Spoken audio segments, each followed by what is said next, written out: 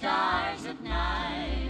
Melikilikimaka is a wise way to say Merry Christmas to you.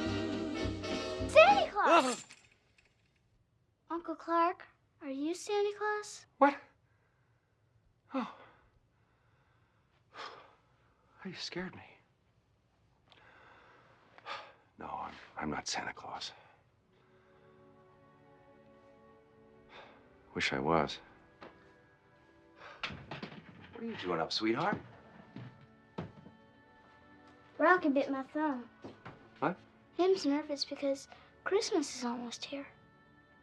Nervous or excited? Shitting bricks. You shouldn't use that word. Sorry. Shitting rocks. Him's nervous because you don't know if he's getting nothing. I don't think you should be nervous, and you shouldn't be either. Because if you're good, Santa knows it. And if you believe in him, and you believe in your mom, and you believe in your dad, if you've been good all year round, Santa Claus is going to bring you something. Sometimes I think all that Santa crap's just bull. If he was so real, how come we didn't get squat last year? We didn't do nothing wrong, and we still got the shaft. Well, I happen to know for a fact that Santa Claus is real. And in the next couple of days, somehow I'm going to prove it to you. You know, every year he comes to our house. I've seen him. That's true? Cross my heart. So, it's a good idea you came to stay with us, isn't it? I love it here. You don't gotta put on your coat to go to the bathroom, and your house is always parked in the same place. I think you better go back to bed now. Okay. How come you ain't sleeping? Oh, I was just looking for something. You didn't notice if a man came here and delivered a letter today, did you? Nope. How come? Just wondering.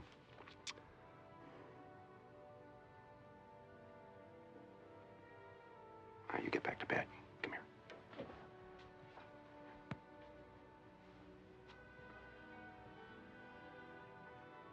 Uncle Clark, are you sure you ain't Santa Claus? Sure.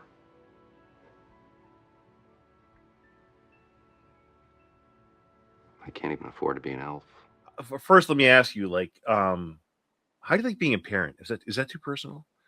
No, not at all. I mean, I love it. It's challenging and it's amazing. And, you know, for me, I feel really fortunate because I stay home with my daughter full time. And so, you know, I really get to have a front seat view of her development and watching her grow. And that's incredible. But it also sucks sometimes, and it's a pain in the ass, and I'm tired all the time. You know, having kids in your 40s is no joke. Yeah, I had my first at 46, and Lukey I had him at 49 or 50, and but you know what? I'm so happy I did it. I can't imagine my life without kids. Like, yeah, I don't know. Ellen, I'm starting this off in a very serious thing, but I just feel like it's like I'm so happy that I had kids, and I'm so happy that you had a kid, and I don't know. I just think the world's a better place when we have these wonderful kids and babies, and it brings out a side in us that, like, I feel like would never have happened had we not had them. I think it's beautiful. Yeah, 100%. And you know, like I was never really keen on the idea of having kids, but I knew that my body might change my mind, and if I met somebody that I wanted to have kids with, that would probably change my mind too. But the thing that always stuck with me was my cousin said for years, like decades, because in my 20s and 30s, I was like, I'm never having a kid, no way. And she said, Ellen, you have to have a kid. You know, you're so amazing that you owe it to the world to spread your genes. And now I have this incredible kid, and I'm like, she was right. That's awesome. You know, I have to say, does boarding school in Vermont, um, is it as fun as it sounds? I mean, for me, it was, Yeah, and it definitely had its moments where it wasn't so great. But I went to like a hippie boarding school that was based on a farm.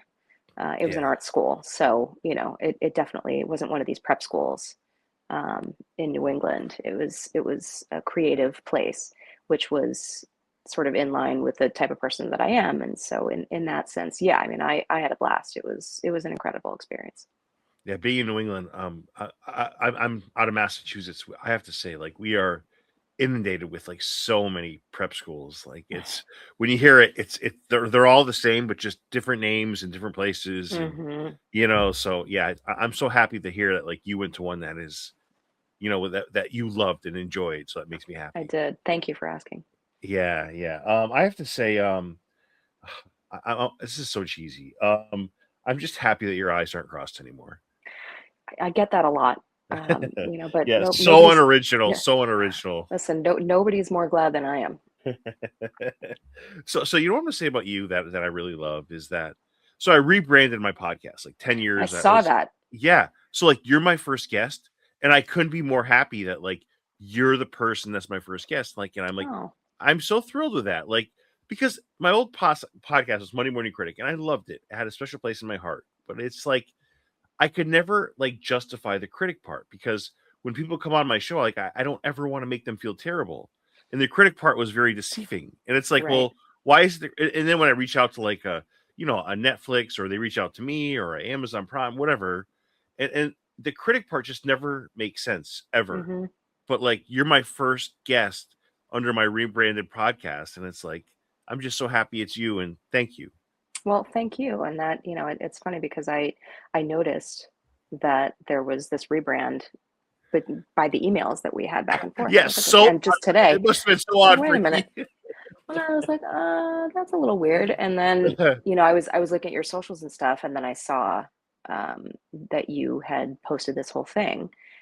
Oh, Yeah, interesting. So thank so you. odd. I feel very blessed to be your first guest on this new rebrand. So let's Yeah, knock it out of the park. yeah, couldn't happen to a better person. I have to say though, you know, um, I have to, one of the things that I really want to talk to you about was part of your filmography is that the after school specials. It's lost, and like I will never be able to explain that. Like you'll never be able to explain it to your kids. I can't explain it to my kids. Like after school specials were a sneaky like hot sauce of like being a Gen X, being like I guess millennial. No, not millennial. I mean Gen X, but they were awesome, right, Ellen? Like, am I missing? Are they missing out on the after school specials with streaming and like?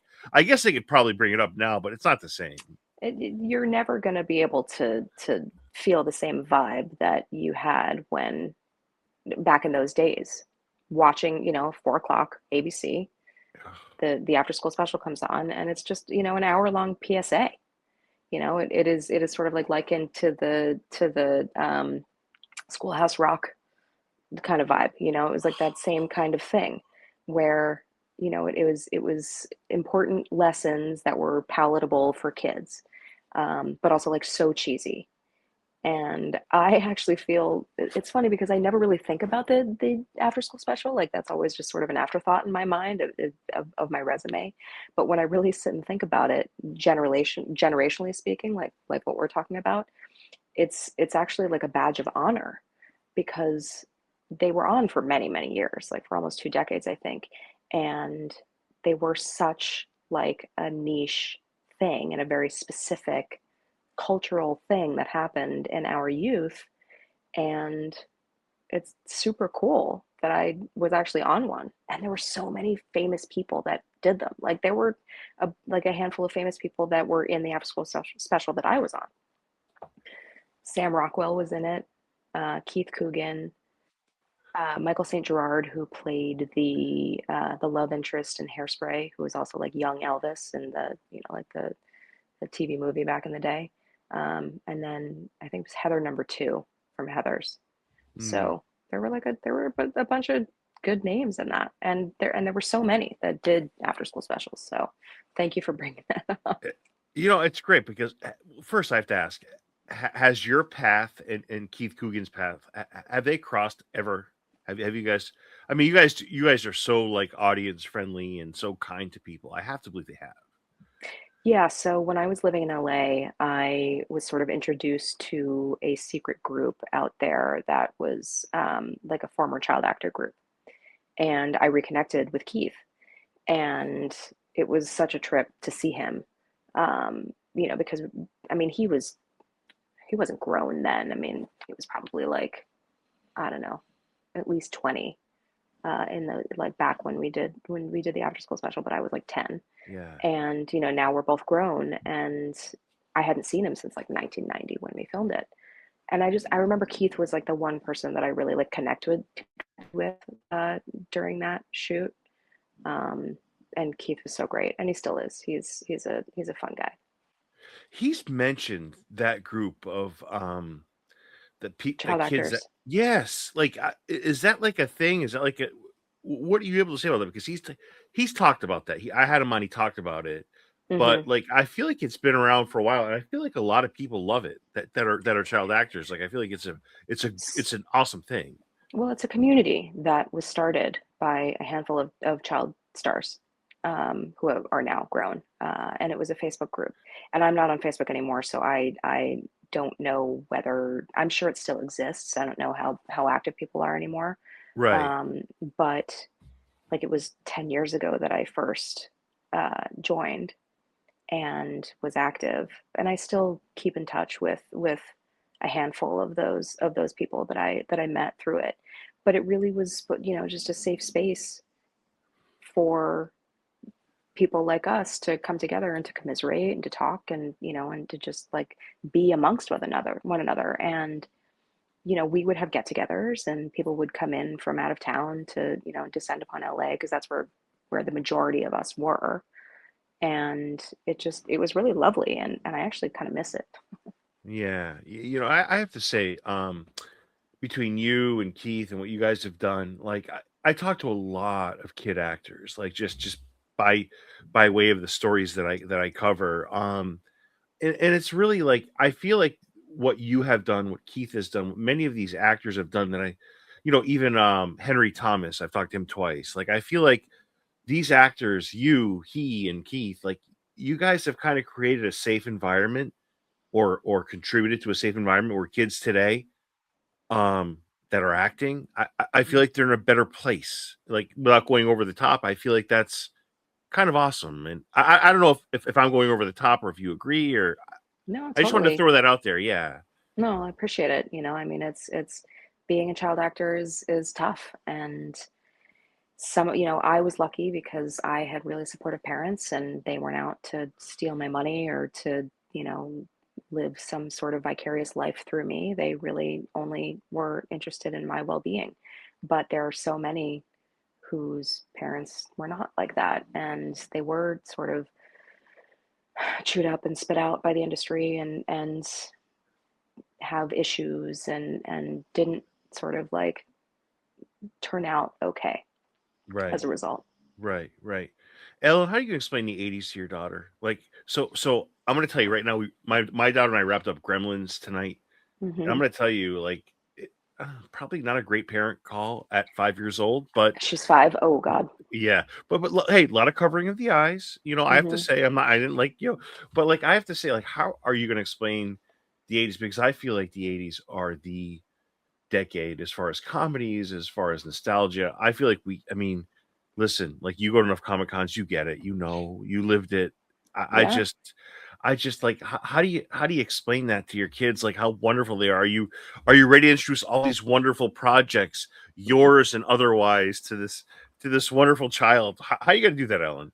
Well, my husband and I have already, my daughter's 2.5, and we have already sort of started her on the classics, because, there's a lot of quality programming out there right now. Right.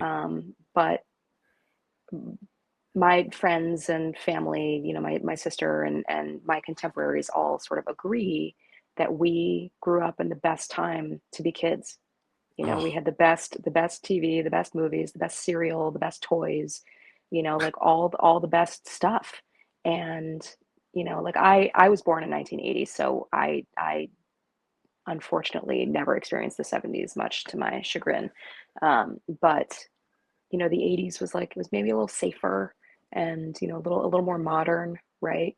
In those days. And it just had this like veneer about it. And so, the things that I grew up with and my husband grew up with, because we're about the same age, we're trying to introduce those things early to our daughter. So she's seen Christmas Vacation. We showed it to her this year and she likes it. She likes watching it. And, Fraggle Rock we put on for her. And, like I try to put on older Sesame Street episodes and so I'm definitely making a concerted effort to indoctrinate her Yeah, into, yeah, the 80s way of that sensibility, if you will. And so I think that as she gets older, maybe it'll be easier to convey what it was like because at least she'll already have a little bit of an understanding culturally of right, it. right. How do you explain Ruby to her? Like when she watches it, three's a bright age for. She, so yeah, I mean, she's very smart. My kid is, Right, she's right. For those super who don't have smart. kids, though, like people think, oh, three is kids that are three are very articulate. Like they're very Hmm. smart. Yeah. So I'm sorry to interrupt, but I wanted to say it a No, little you're bit on fine. kids. Yeah. So my Yeah. my kid is 2.5, and or like not maybe almost 2 3/4, and she's already conversational. She speaks a ton, and is a sponge, and so you know I I do a lot of work with her on all sorts of different things. I read a bunch to her. I speak to her conversationally. Like I don't speak to her like a kid. I speak to her like a normal human being, and we have family that lives, not around. So like we do a lot of FaceTiming and I'm always like showing her pictures to reinforce Nice. who everybody Good. is. And so she is adept at recognizing people. And Mm. so, like I in my living room have a family picture of the Griswolds. And so, she'll be like, Mama, who's that? And so I say, that's Mama right there. That's Mama. And so, and like she looks a lot like me. And a lot of times I will like show her pictures of me when I'm younger and I'll say, who's that? And she'll say, oh, that's me. And I say, no, that's Mama.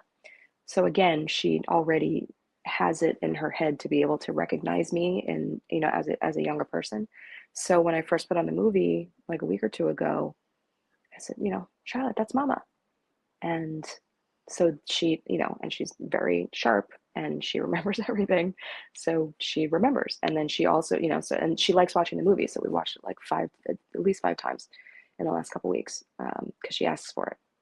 And then she knows the part that I'm gonna come in. She goes, "Oh, Mama's coming. There's Mama. There's Ruby Sue." She even knows that my character's name is Ruby Sue. So Oh, that's awesome. That is so yeah, great. Yeah, yeah. yeah. So she's into it. So speaking of Mama Ellen, when she was, going back to 9 years old, I want to show you a couple pictures here, and Hmm. I want you to tell me if you've heard this before. I'm sure you have. These are people that you've been mistaken for, I think. This is Oh, yes. Tina from Yeah. Waterworld. Okay, I have Hmm. two more. This is Mad Max, Yes. and this is Alien. Yep. Which one do you hear most? Probably the Mad Max one. Yeah, yeah. I would have said Waterworld. I thought you Oh, were really? identical. Yeah, yeah. I thought it was identical. When you go to Comic Cons and you hear that, that's a great thing though, because like it's just different types of movies, different. I mean, Hmm. they're years apart, some of these, and isn't it crazy how fans, how knowledgeable they are, Ellen? It's crazy. Yeah, they are. They're a sponge for knowledge, just like my kid. And I have this sort of like idiot savant ability to remember faces and names as well. So, I'm that annoying person where you're like sitting on the couch and my husband probably wants to kill me every time we watch anything. But I'm always just like, oh, that person was like okay, so I'll give you an example. my we again show all like the classics to my kid, and we showed her Pete's Dragon, the original, which I had not seen since I was a kid, and we watched it again. I was like, oh God, this is abysmal, so bad. Even I'm sure that you probably love it, but I was like, oh God, because I haven't seen it in forever. I'm like, this is so terrible. But the father, who is, like the I'm assuming you remember the movie. Yes, of course. Yes. So, and I'm sorry if I offended you by saying it's terrible. No, not even a little bit. Yeah, I remember Okay. both. The one that came out with Robert Redford and the one that Mhm. the older one. Yeah. So, the guy that plays like the hillbilly dad, who, we got the bill of sale, he played the uncle with one arm in Harold and Maude. He plays Harold's uncle, who's like, Oh. and it's so, and he was in something else too, but like I recognize these faces, and I may not know his name, but like I'm like, oh, this person was from this and this person was from that. My husband's like, what is the matter with you? So there people like me exist, and they do, because they love movies, and they have an investment in them, and so a lot of their encyclopedic knowledge is very impressive. So let me ask you. There's a lot of people in your position where I don't think they hate the roles, but I think they don't embrace them like you have. Like, so Daniel Radcliffe had a tough time with, and this is like documented. This is not me like reaching this with alcoholism. There was, Hmm. there's people that like had Obi-Wan Kenobi. He was also in Scrooge. It'll come to me, but he had an issue with the role. Oh, But right. I love the way that like you've embraced, what the role, and not only that, but like the fandom that comes with it. Like, you're so good with people. I see you at Comic Cons. I see you have these engagements at like toy venues and so Hmm. forth. And like it's not just about money with you. I feel like it's just about like engaging with fans, talking with fans, loving Yeah. the podcast you do, and you're not charging for it's just like you're clearly somebody that has embraced it. What is it about Ruby or you that feels like, oh my goodness, like this is something I have to do, or just explain it, because I love the way your approach is, however you've gotten to that point. Thank you. I appreciate that. For me, and I said this at the last event that I was at a couple weeks ago. Sure, there's a financial element involved in going and doing these autograph events and But you've whatever. But earned that. but You've for earned that. me, That's yeah, that what you've earned that. I Yeah. appreciate that, but for Yeah. me, that's sort of secondary, because it's my opportunity to go and to sort of give back to the audience, and Right. to the fans, the people that have sort of elevated us to this place in life. And I want to hear their stories. I want to know how meaningful the movie is, and that their car or their pet is named after Ruby Sue, and like how I take part in their family traditions every year. And it's so humbling and really amazing. And I do, like, I people want to be able to tell you their stories, and I want to be there to listen. Oh, that's awesome. Are Thank you you. ever Here, blown sorry, away by what? I'm gonna put you on hold for 1 second, Okay. because Yep. I gotta plug my phone in here. Yep. I forgot to do that. Ask away. What were you saying? Are you ever blown away by what people say at these conventions or gatherings? Are you ever blown away or caught off guard by what they say? I mean, yeah, sometimes. I was saying recently how one of the craziest things that I heard somebody tell me with regard to how meaningful Christmas Vacation is to them. I had a woman tell me a couple years ago that it was on in the delivery room when she was giving birth. So I was present for somebody's birth. It's so funny that you say that, because it takes me like 2 days 3 days sometimes to come up with questions that I want to ask you, my Hmm. guests, in your case. But like before I got in the shower today, I had one. I was like, boom. I just couldn't get over it. And it's so funny you just said what you said, because how many times Christmas Vacation was playing in the background and you were a big part of that, of like key moments on Christmas Eve, on Christmas, with family, with friends, quoting, with just gatherings. Hmm. It's insane how many lives that you've touched. like, and I'm not going over the top here because I feel like I'm totally dead on here. I just feel like what you've done is just so impressive. And it's almost like some of the stuff that Ellen, like, we don't even like consciously always kind of get. It's like when I think back, it hit me out of nowhere, like, oh my God. Like when I was 21, this happened, or 26, like this was playing it. It's Hmm. insane the ripple effect, Ellen, that it has. Yeah, absolutely. And it's not hyperbole when I say that millions of people have been touched by this movie, because they have, and it's not even just in the United States; it's around the world.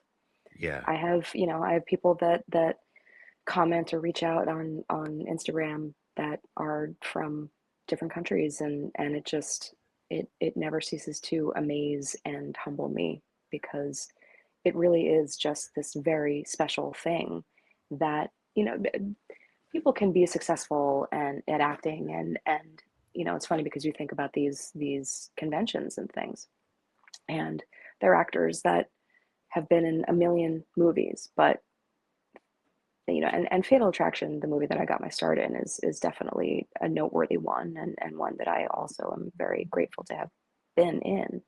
It gave me my start.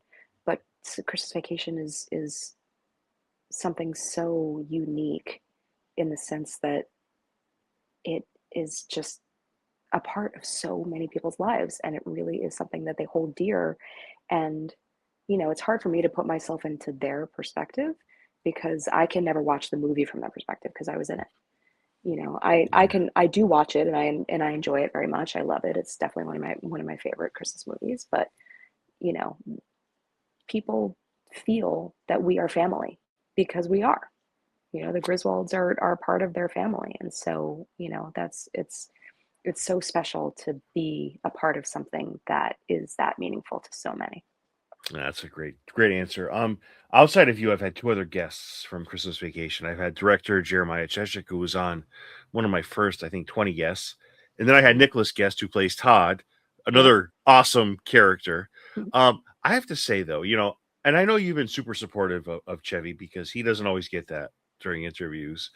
But Jeremiah, I was not ready for this. I thought he was going to go down the Chevy was unbearable.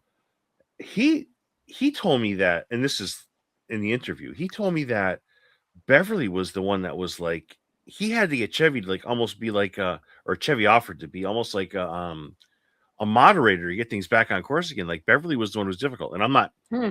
I'm not going to say this to you to get you to say anything, but I just know you've been asked how the difficulties of Chevy, but I Yeah. thought it was weird how he brought that out, like where Beverly was the one who was hard, on set to get going. Whatever you wanted to say or nothing, I just I throw don't it out there. remember anything about that, honestly. I Yeah, yeah, mean, maybe those were sort of vibes and nuances that went over my head as yeah. a 9-year-old, um, or cues that I wasn't picking up on or whatever. But I, yeah, I that's news to me. Um, and I think that Chevy and Jeremiah had their moments. They definitely clashed at times, but in general, I mean, I'm pretty sure that Jeremiah was the one that Chevy was really kind of um, angling for. He was Yes. in his corner. He really wanted him because, like, apparently he and Chris Columbus just were not a good match. And I had completely forgotten until recently that Chris Columbus even had anything to do with Christmas Vacation to begin with. Yeah, yeah. But yeah, I didn't know that about Beverly. Yeah, I was stunned to hear it. I have to also say that I don't know. Have you do a lot of interviews, so I don't know if what I'm bringing is original or not. But you have one of my most favorite scenes that nobody talks about, or I mean, maybe they do talk about, but like I feel like it's filled with so many memorable quotes and moments and all this stuff. I just feel like the moment that you have with Chevy is like, okay, we got this great comedy with iconic lines, and I get it. But the fact that like I don't know, it's just one of the most real moments. It's a sad moment. It's an emotional moment. Like, do you hear Yeah. that a lot in interviews, Ellen, or am I treading on like new waters here? Like, I I mean, just it's people don't bring that up as much. I mean, it's not the first time I've talked about this with other people. right. But I think that the point that you bring up is a good one, and that it's not brought up enough, because yeah, it is a really real moment, and the dynamic between Chevy and me is very genuine, and that Yes. translates. And I think that it does make it a very touching scene, because and the other thing too is that for Clark, right, he's just this like big doofus. He's a klutz, and just like wanting to be super dad, and and a good guy. But this is a moment where he's not slapstick. He isn't doing many pratfalls. He's just sitting there being his true self, and that really comes through. And so, yeah, I think that it isn't really discussed enough that we have this really tender, real, relatable moment that sort of like sheds a light on him, on his character, in a way that you don't really see throughout the rest of the movie. And you look at him. Oh, I'm not getting emotional here. I'm gonna rein it in a little bit. You look at him and you say, we were. I'm paraphrasing. Like, we were really good last year, and we still got the shaft. Like, Hmm. I feel like, how many kids are saying that? Like, so many. And Yeah. it's like, there's two serious moments in this movie. Like, I still want to talk about this one, but like when Clark's in the attic, like, yeah, he got caught in the attic, which I guess is funny, but like, it's what he's seeing. It's Hmm. Christmas. It's remembrance. It's loving of the holidays.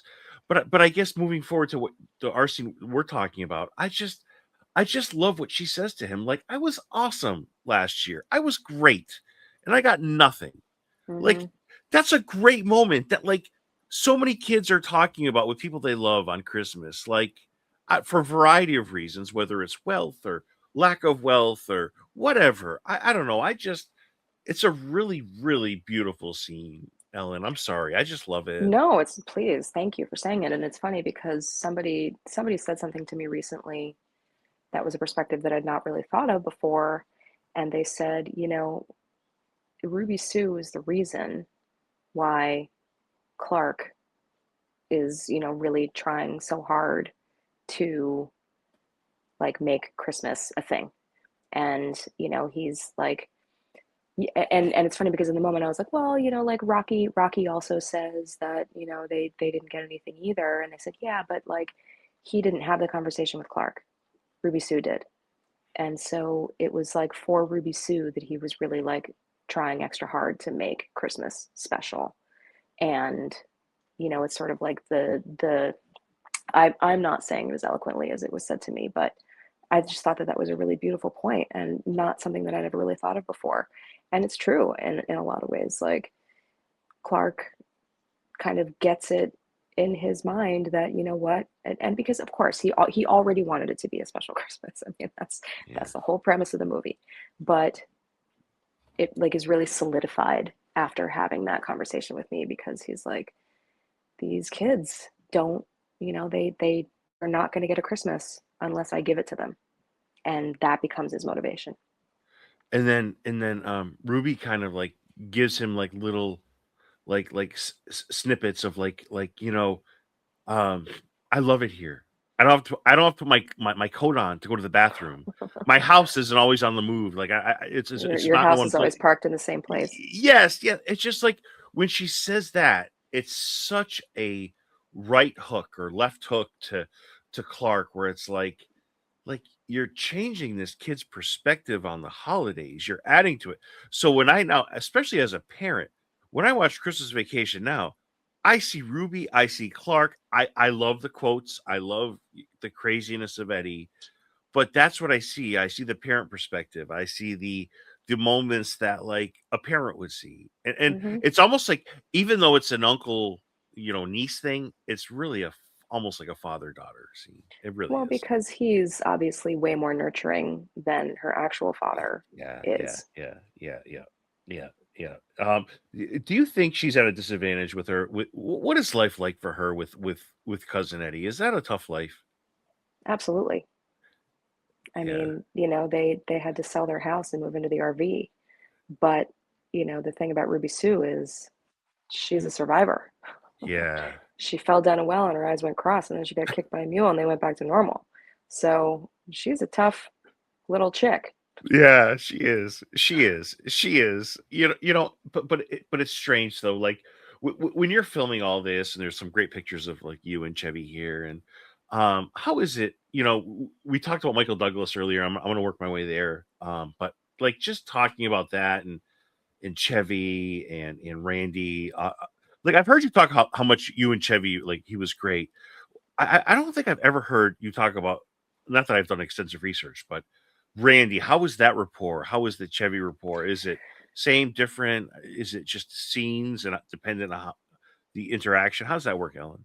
So, from my recollection, Randy was the one that I kind of remember the least. And I don't really know why that is, because for me, I was a kid that wanted to create relationships with the people that I was working with, and was the type of kid that liked being around adults and wasn't intimidated by them. And so I think, I don't know what it was about Chevy that made me want to kind of seek him out, because I did. I had to seek him out. When we were in between scenes, he was in his trailer trying to get his alone time, and here comes this annoying little kid that's like, "Oh, can we hang out? I'm like, let's play cards." And he was very sweet and accommodating to me, and so I did spend that time with him. But for whatever reason, because I don't think that Randy really, neither one of them was kind of hanging out in the way that some of the other cast members were. Um, and so I didn't really establish much of a relationship with him that I can remember. But I do recall that he was super funny, and that he was a great actor, and that he was an integral part to the dynamic and the cast. Yeah, he was awesome. And I have to tell you, we went to a Comic-Con 3 years ago at Philadelphia, and I got dressed up. And I never get dressed up because I cover my podcast. I got dressed up in the V-neck, the white, all that other stuff. I had the white shoes. I had everything. With the Dickie. Everything, Ellen. I had everything. And then I went to I went to go see him, and then he would not come from behind the table, just the way things were. I'm like, I can't. It'll look cheesy if I take this. So I was like heartbroken because I never dress like I'm not a. Oh, Yeah, I'm not a cosplay. cosplay guy. I don't do it, but like I was heartbroken. But I'm glad he's found his way in to the Comic Con universe where people love him and embrace him. Hmm. Ellen, has there been a situation where everyone has been together, you and Beverly and everybody? No, That I needs to happen, by the way. no, The whole I thing needs to agree. happen.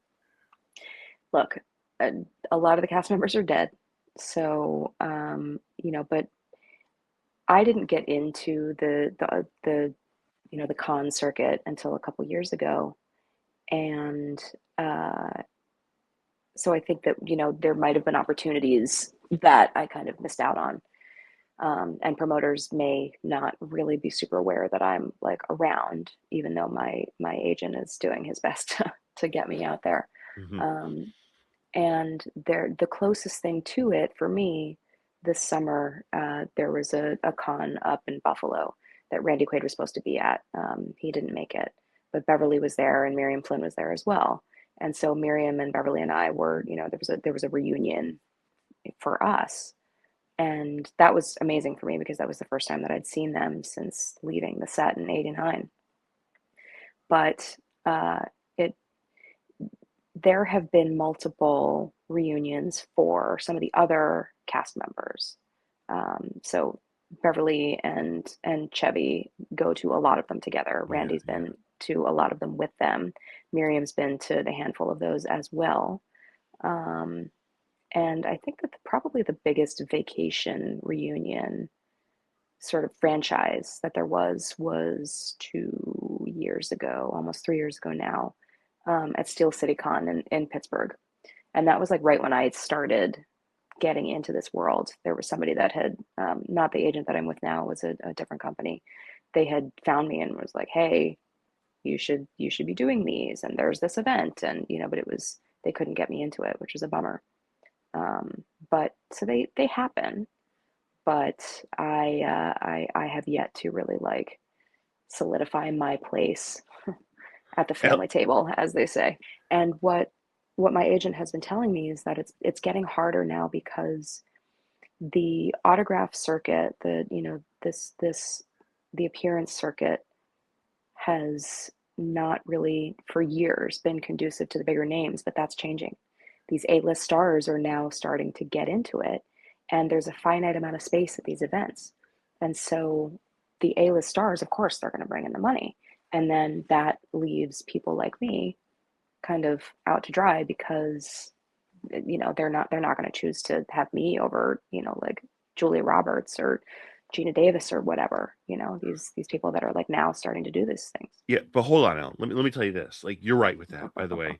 But the family of four is not going to pay $250 to get to selfie with Susan Sarandon and an autograph. Like, they want to see Ellen, who's been in like these wonderful projects, and I don't know. I just feel you've been in so many things with Michael Douglas, and I just feel like that's a more practical way, and I'm seeing a lot more of that. Like, Yeah. you're a big part of film history, but you're also a part of, like, I don't know. I just think it's much more relatable for a family to go and see you than to pay for a photo op with Gina Davis and Susan Sarandon, which is, and listen, I'm not throwing shade, but I just, I don't know. I just feel like I've been to enough Comic Cons where I know how and what people feel. I just think, I think you being at more Comic Cons is a very easy fix.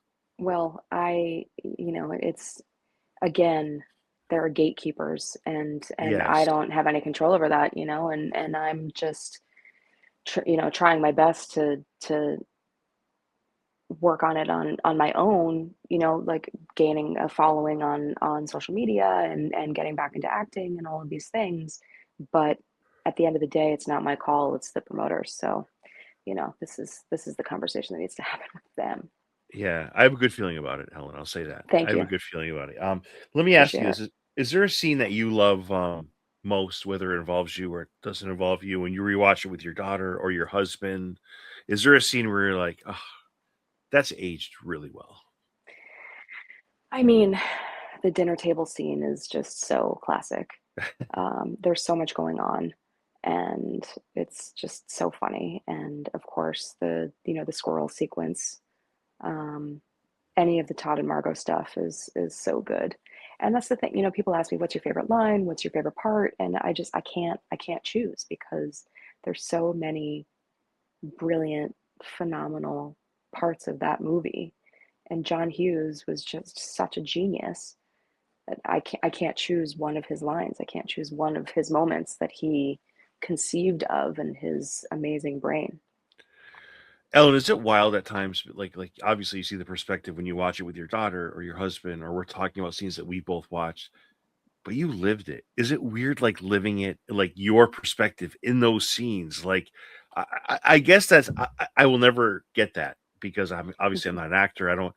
I wasn't there in '89 or '88 when it was filmed, but I just, the idea that you were there and you watched it and saw perspectives that the camera didn't pick up on. I just think that's like a part of film history.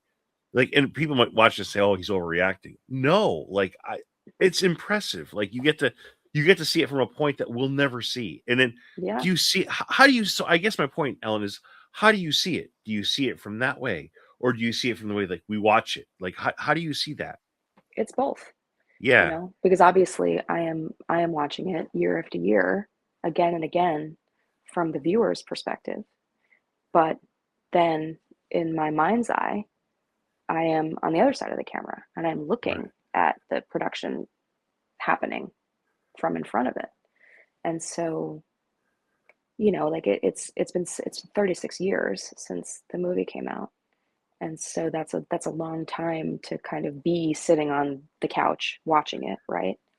But I still have all the memories from filming it, and can tap back into the feeling of being there, and just the exhilaration of being a part of such a fantastic project. So it's both, really.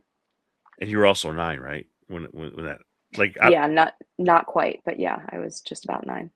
I can't remember anything from that age. Like, I don't know how you do it. Like, I can't remember anything. So it's impressive that you remember any of it. Well, thank you. I appreciate it. I mean, I've up until recently, because, becoming a mom and then kind of becoming perimenopausal now, as I say, my brain is a sieve, but it was like a vault for the all of my life leading up to that point. I remembered everything, but I think that the fact that I was acting and that I was, so I remember all of these things from those days, because it's not that I was forced to necessarily, but like just the nature of working and being a professional at a young age really kind of lends to the thought process and the memory portion, because I like draw parallels between, so like I can remember what was happening in 1987 culturally, because that was when I was filming Fatal Attraction, or in 1988 because that's when I did The Equalizer, or whatever it was. And because I was sort of forced to be focused on what I was doing, I just retain those memories. Because when you're a kid, I guess, like, how many times can you go to soccer practice, and how many times can you just like do all of these things that aren't going to maybe be as monumental in your mind as filming a movie or a TV show is. So that's kind of the way that I think about it. Ellen, what's it like being like a fourth, fifth, sixth grader and then going back into life again? I've heard this answer from other actors in your spot. What's it like going back into public school, or and I know you went to boarding school. I don't know when that Hmm. happened, but like I don't know if your life ever involved going back into a public situation. But what was that like? Is it a tough reentry? I think initially, yeah, especially like filming on location out on the West Coast, coming Yeah. home, because you're gone for 3 months at a time, and coming back is like, okay, you got to settle back into school. And I think it was the end of the school year when we, actually, was it? No, I think I missed the end of the school year, actually, now that I'm thinking about it. I think we went out to California like in May and came home in July or whatever it was, um, for Christmas vacation. So I think I missed the end of the school year. So in that sense, it was probably easier for me, because then I was just like home and there wasn't any like real school to go back into. But um, it definitely was a little bit of a transition. But I was a kid that was very adaptable and rolled with the punches. So it probably didn't take super long. But coming home after being away for a long time probably felt good to like sleep in my own bed again, Yeah, yeah, and yeah, to like yeah. see my pets and my dad and my stepmom, and sort of get back into the groove of living a quote unquote normal life. Yeah, yeah. Ellen, two more questions. Thank you for all this time. I really Yeah, of appreciate it. course. And I know how much time you give to all these podcasts, how busy you are. It's all good. Yeah, yeah. Was there a cast member when like everything went, off camera, when the camera stopped rolling, that was just immensely funny that you weren't ready for? Like, was there a cast member that you were like, oh my God, this person is ridiculously funny, or this person is like out of this world? Was there any of that? Probably, but you have to kind of remember that as a 9-year-old, Yeah. so much of the brilliant humor is going to go right over my head. Yeah, it's gonna go over your head. Yeah, I get it. So, Yeah, like, really, from the way that I answer that question is from my mom's perspective, because she's the one that was there the entire time and able to pick up on all of those funny moments. And like, so from both my limited perspective and from what my mom probably said over the years, Chevy was hilarious, and excuse me, Randy was too.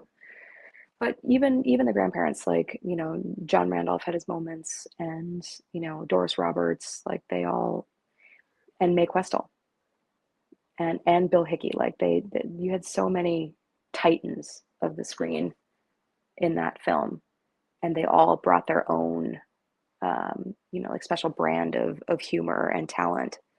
But yeah, probably Randy and Chevy were the funniest.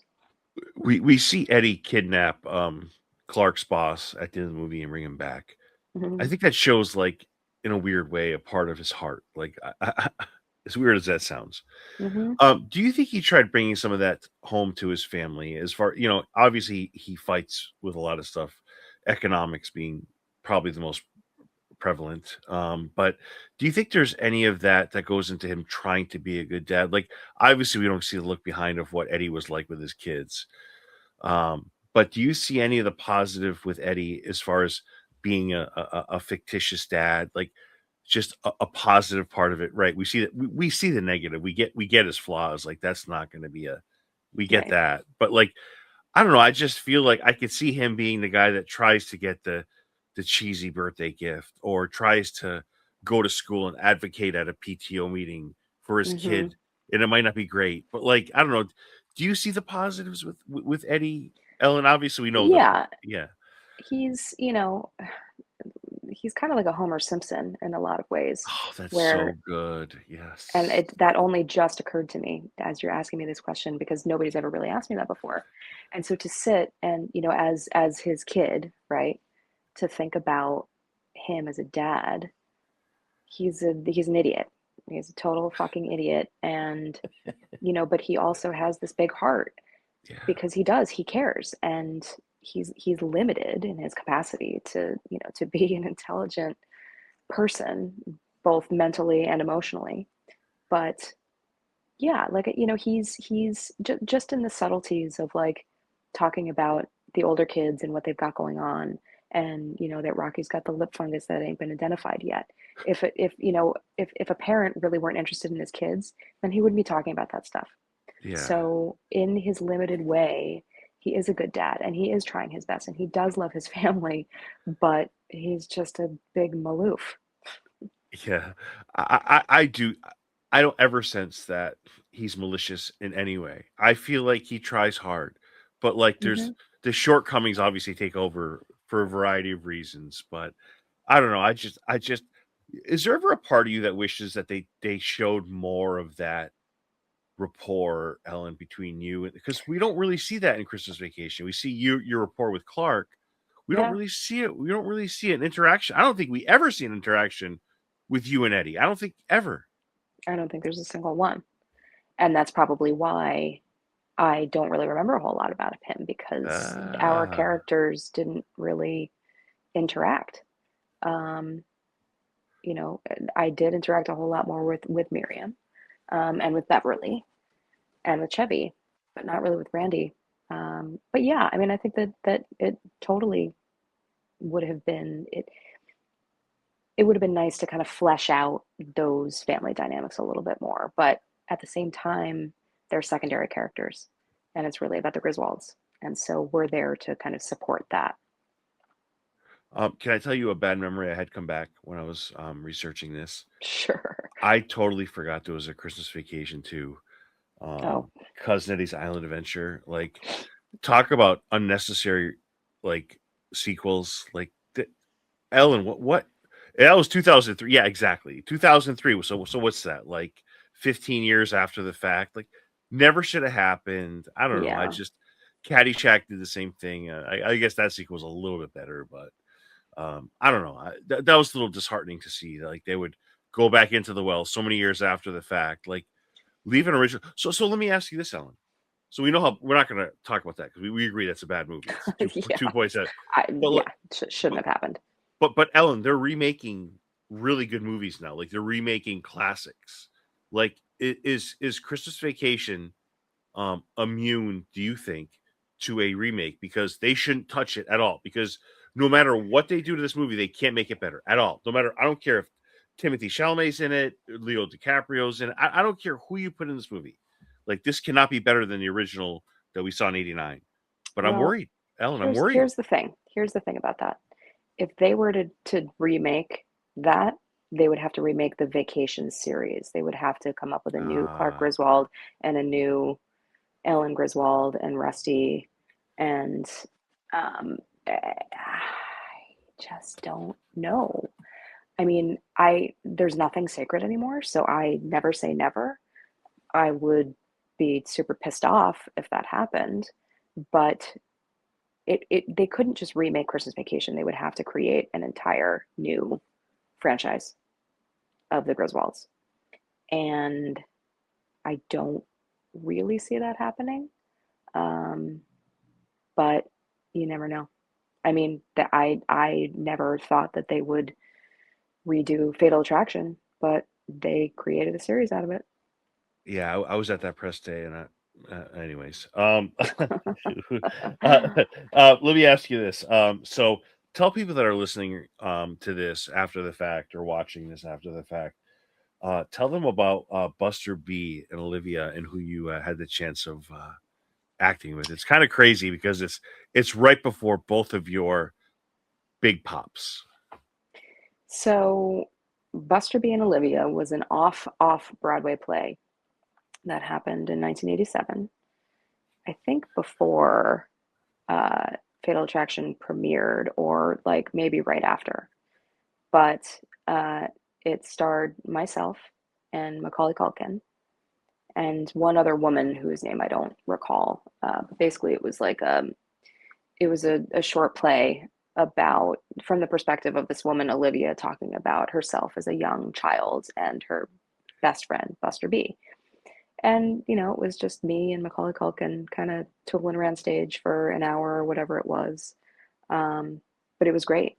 And I'm so impressed that you dug that up.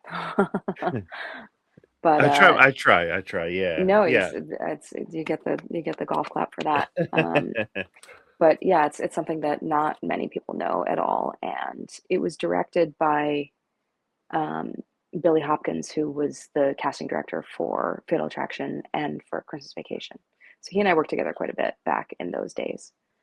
And he must have cast some other of the John Hughes films as well, because um, I'm pretty sure that he cast Uncle Buck, because that was where Mac really like kind of got his start.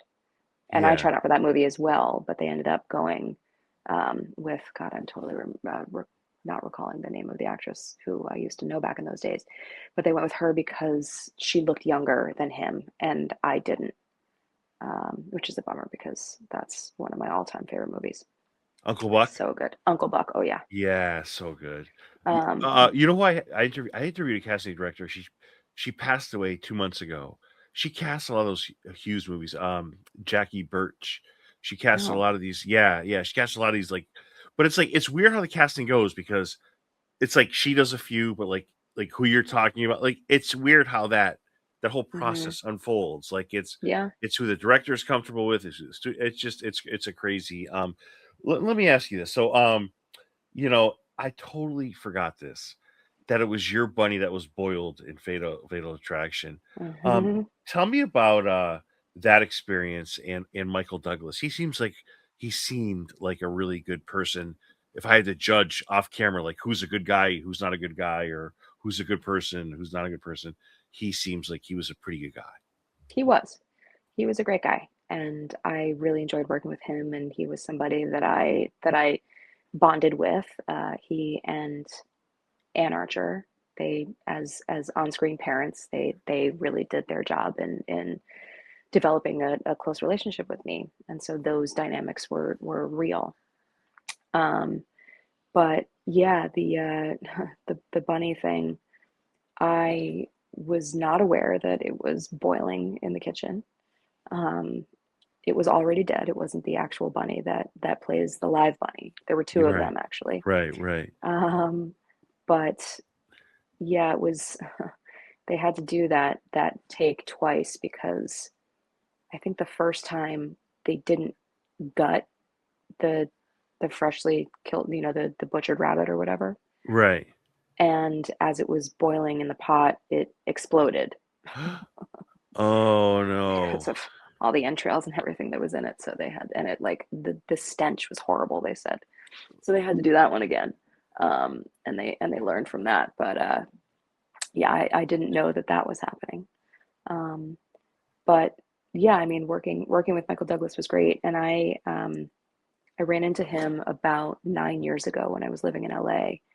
I was doing freelance photo editing for Getty Images, and I went to an event that when I got there, I found out was um, like an award ceremony, or Michael Douglas was being awarded with some honor, and I said, okay, I gotta like talk to somebody because I need to see him.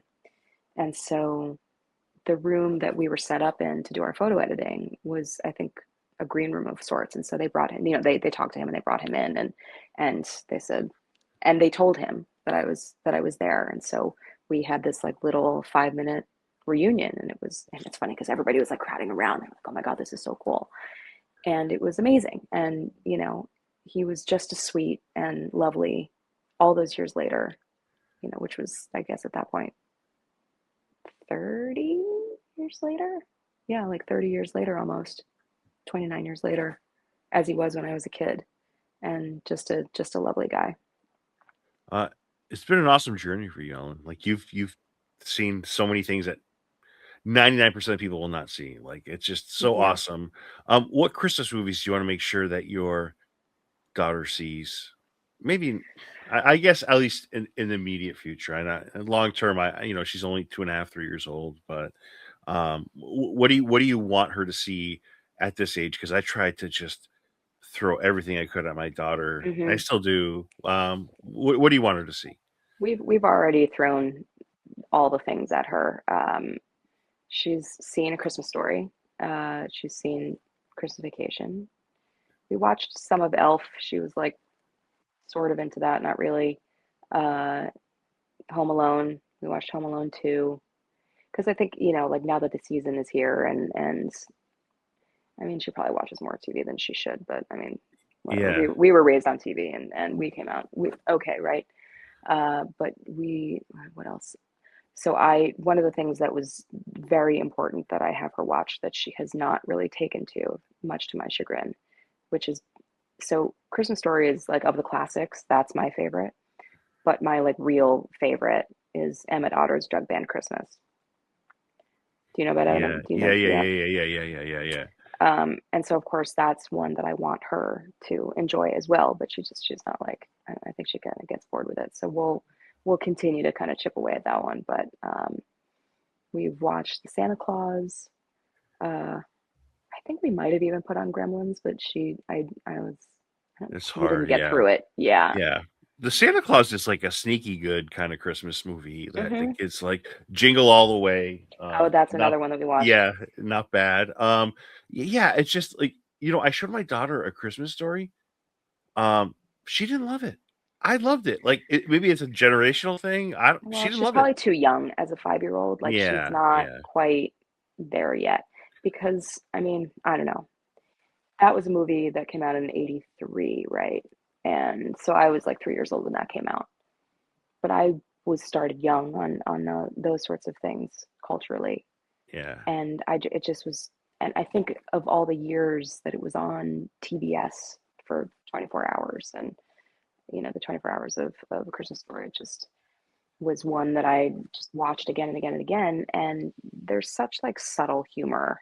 Like there's some of like the slapstick stuff that will appeal to a younger kid, but really like the real magic happens when you're old enough to understand all of the subtlety that yeah, happens. yeah, yeah.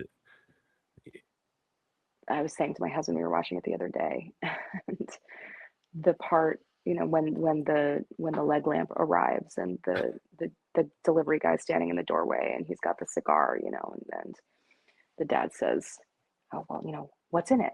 He goes, I don't know. He goes, well, what is it? He goes, just the look on it, it's like so perfect. Yeah. And a kid's not going to appreciate that, but an adult will. So it's Or still like that. the fact that it was made in Italy because it's fragile, like Fragile, right? Of course. yeah. I have to say though, like, thank you for everything, like just this interview, of course, but like, Yeah. like what you've done for so many people, and I know you've heard this a million times, but I'm sorry, like it's a fact.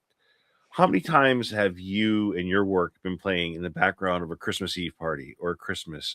Or, I mean, I'm sorry, Christmas Vacation is a movie you can totally rewatch all year round. Like it's you can watch it anytime. Like we have the original poster in our bedroom. We have it in our bedroom. I had it down here. We moved it up. It was not a cheap poster when I got it. And I'm sure it's got higher in value now, but like I don't know. I just feel like what you've done to for people, like that's got to mean a lot to you. I mean, come on, like that's Ellen. That's amazing stuff. Thank you. And it does. And, like I said before, it's one of the main reasons why I go to these events. I want to be able to meet the fans and hear their stories and shake their hands and give them hugs and just kind of solidify those connections because I know how meaningful it is to them. And I want them to know how meaningful it is to me, that Yeah, it's meaningful to them, yeah. So it's my pleasure, truly. How can people get a hold of you on or follow you on like Instagram or whatever social media you use? Yeah. So my handle pretty much everywhere is at Ellen Latzen. Okay. So that's how they can find me. Ellen, you rock. Merry Christmas and a Happy New Year, and thank you Thank for you. all of it. And yeah, you rock. Thank you for all this time. The same to you. Thank you so much. And I am so pleased that I could be your first guest for the rebrand. You are the best guest I could have had for the rebrand, and thank you for that.